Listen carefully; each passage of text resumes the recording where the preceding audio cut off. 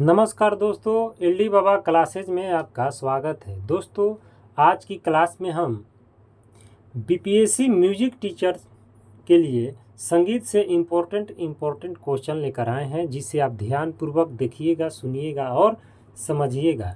प्रश्न है कि किस समूह में षणजा पंचम भाव होता है? तो रे ध में। किस में होता है? रे ध में होता है। अगला प्रश्न है कि खटका कौन है? तो खटका प है। अगला प्रश्न है कि औड़ो राग का नाम लिखें। तो औड़ो राग का नाम जो है वो भूपाली है। अगला प्रश्न है कि प्रातःकालीन राग कौन है? तो प्रातःकालीन राग जो है वो राग भैरव है। अगला प्रश्न है कि किस राग में म नी व्रज स्वर है? तो राग भूपाली में। किसमें? राग भूपाली में। अगला प्रश्न है कि हिंदुस्तानी स्वर के दो मुख्य स्वर लिपि पद्धतियाँ कौन सी है? तो भारतखंडे है और पलुस्कर स्वर लिपि है। अगला प्रश्न है कि नाद के कितने गुण हैं? तो नाद के 3 गुण हैं। कितने गुण हैं? 3 गुण हैं। अगला प्रश्न है कि ध्रुपद के साथ कौन से ताल प्रयुक्त होता है? तो ध्रुपद के साथ 4 ताल प्रयुक्त होता है। कौन होता है? 4 ताल प्रयुक्त होता है। अगला प्रश्न है कि मुर्की में कितने स्वर प्रयुक्त होते हैं? तो मुर्की में 3 स्वर प्रयुक्त होते हैं। कितने होते हैं? 3 स्वर प्रयुक्त होते हैं। अगला प्रश्न है कि किस राग में ग नी नहीं लगते हैं? तो दुर्गा राग में ग नी नहीं लगते हैं। अगला प्रश्न है कि ऋतु राग का नाम बताएं। तो ऋतु राग बसंत राग है। क्या है? बसंत राग है। अगला प्रश्न है कि दोपहर का राग कौन सा है? तो दोपहर का राग है सारंग राग। कौन सा है? सारंग राग।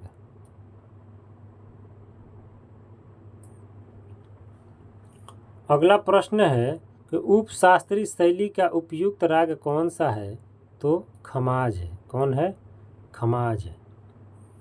अगला प्रश्न है कि रात्रिकालीन राग कौन सा है? तो रात्रिकालीन राग जो है वो राग हमीर है। कौन है? राग हमीर है।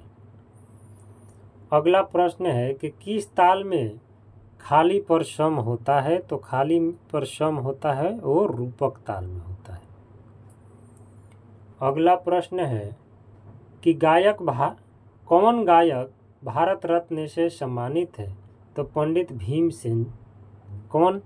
पंडित भीमसेन जो है वो भारत रत्न से सम्मानित है। अगला प्रश्न है कि सा रे म प नी सा आरोह किसका है?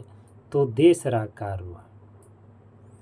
अगला प्रश्न है कि कौन सा स्वर समूह राग सारंग का है? तो नी प म रे। नी प म रे राग सारंग का है। अगला प्रश्न है कि त्रिगुण में कितनी मात्राएं होती है? तो त्रिगुण में 3 मात्राएं होती है। कितनी होती है? 3 मात्राएं होती है। त्रिगुण में कितनी मात्राएं होती है? तो त्रिगुण में 3 मात्राएं होती है। अगला प्रश्न है कि संगीत में श्रुतियाँ कितनी है? तो संगीत में 22 श्रुतियाँ है। कितनी है? 22 श्रुतियाँ है। अगला प्रश्न है कि मध्यम की कितनी श्रुतियाँ है? तो 4 है। मध्यम का कितना है? 4 श्रुतियाँ है। अगला प्रश्न है कि चल स्वर कौन सा है? तो चल स्वर म है। चल स्वर कौन सा है? तो म है। अगला क्वेश्चन है कि तीव्र विस्कृत कौन सा है? तो तीव्र विस्कृत म भी है। म ही है। अगला प्रश्न है कि कौन सा वाद्य यंत्र तार वाद्य यंत्र है?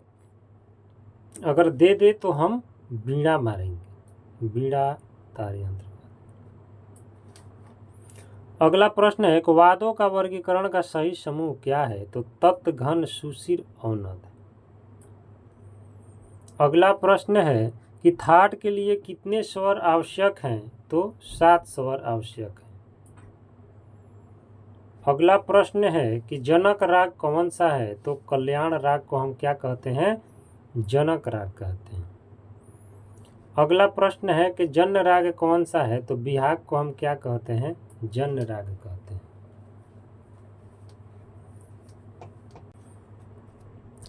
प्रश्न है कि स्वतंत्रता दिवस 15 अगस्त 1947 की पूर्व संध्या पर आकाशवाणी से वंदे मातरम का गायन किसने किया था?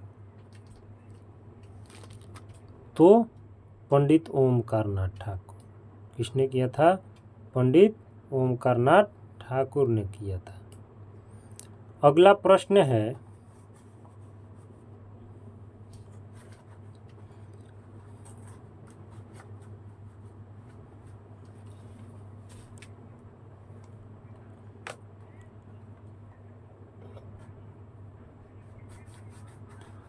प्रश्न है कि भीमसेन जोशी किस घराने से संबंधित हैं?